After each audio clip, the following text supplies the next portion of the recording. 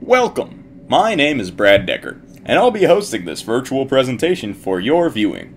It is entitled, The PSA and You, and was written as a requirement for my Introduction to Technical Writing course during the fall of 2011. So, what is this presentation about? Well, today I'll be covering the steps outlined in the problem-solving approach, or what I'll be referring to, from here on out, as the PSA. We'll be taking a look at a sample assignment that was completed using the PSA during my technical writing course, and I'll provide you with a few of my personal tips and opinions on using the PSA. Well, if I'm going to talk about the PSA, then you might as well know what the PSA is. As you can read below, it's a 5-step plan that can be used to navigate all sorts of projects that might otherwise seem difficult or hard to organize. It's something that really ought to come naturally to you, though, and not really feel like a hassle to use. And finally, it's a professional writer's workplace agenda. It encourages one to think critically and produce quality work, but also promotes a certain efficiency to the writer. So, step 1 of your PSA is to plan your attack. This is the easy part. You just have to figure out what it is you need to do and how you'd like to go about doing it. It's pretty straightforward. You simply address the problem and take all of the possible needs that you might come across into account, or find a way that you want to find your solution. But how does one find such a solution? Step 2 of the PSA is to do some research. Consult manuals, experts, textbooks, basically any informational source, for ideas on methods, past templates, or factual evidence. Keep track of what you learn, as you'll probably need to reference it over and over again over the course of the project. Step 3 of the PSA is to form a draft. This draft can be a bare-bones version of what you expect the final product to look like, or it can be a fully realized version of the final product that might simply need to be reviewed. In essence, this is your first chance to put it all together, and see if your plan is working or not. Once the draft is in, any changes that have to be made may take additional time and resources, so the draft has to work in at least some capacity. It doesn't have to be perfect. Alright, so you submit your draft, and now it's up for review. Have someone look over and edit your work, be it a peer or a superior or a trusted advisor. Allow them to be thorough and critical. Remember, don't take the criticism too hard. Review your own work as well, and see if you can find any problems with your draft. If so, make the changes. This is the review stage. And finally, we come to step 5, distribution. Distribution is the final step of the PSA. You're going to finalize your draft and put it in its final stages, be that turning it in before a deadline or printing it for the whole world to see.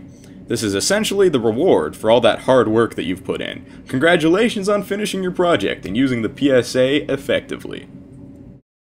Now, I'm sure that right about now, many of you may be thinking, how am I supposed to keep track of all that? Well, don't panic. If you think back to your past experiences, you'll probably notice that the PSA was secretly at work behind the scenes, helping you create your tasks in an orderly fashion. Indeed, many of these steps seem like common sense in retrospect. The PSA is simply a tool for quantifying progress. It is not ironclad and can be changed to suit your needs. Several steps can be repeated or changed. It's all up to your style of attack. Now we'll be moving on to an example assignment from my technical writing course that I used the PSA to complete. And hopefully you'll understand it a bit more clearly afterwards, as well as how easily it can come to you when you're working on a project. Alright, so my plan for this project was to create a proposal memo that, as per the assignment page online, was realistic as well as properly formatted. I decided that my job as a community assistant on Arizona State University's Tempe campus was a good starting point. Paperwork is a major inconvenience for myself as well as my fellow staff members, so I focused on the reduction of paperwork through condensing it to a single sheet. I decided to draw up my draft in a word processing document to provide the ease of editing, as well as transfer it to a PDF format, which was necessary as per the assignment.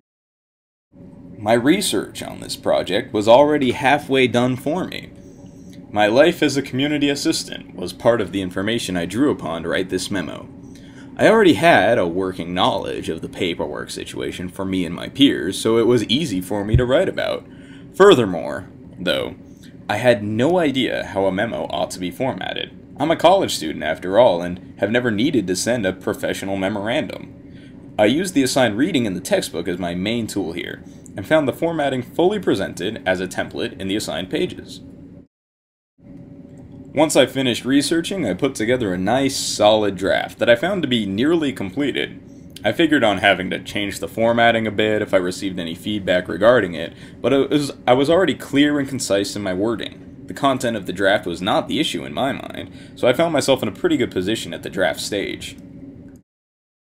Now, I'm really grateful for the review step because my peer editors revealed that I had used some less than assertive language in the memo, and I was able to fix it before going to distribution. I also self-corrected some spelling and grammar mistakes and fixed a few formatting errors that I found after looking in the book again. Overall, it was a short editing process, but it was really helpful in making my final draft. And then finally I reached the distribution stage. I turned in my project on time and received a 45 out of 50 on it.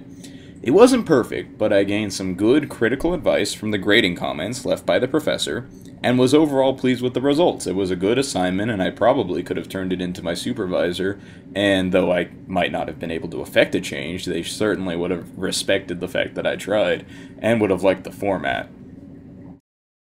And, in conclusion, I'd like to reiterate that the PSA is an effective way to quantify progress, as well as organize one's methods of attacking any given project or assignment. It's not an ironclad solution, but it's certainly a helpful method that anybody could use, and many are already using without even knowing about it.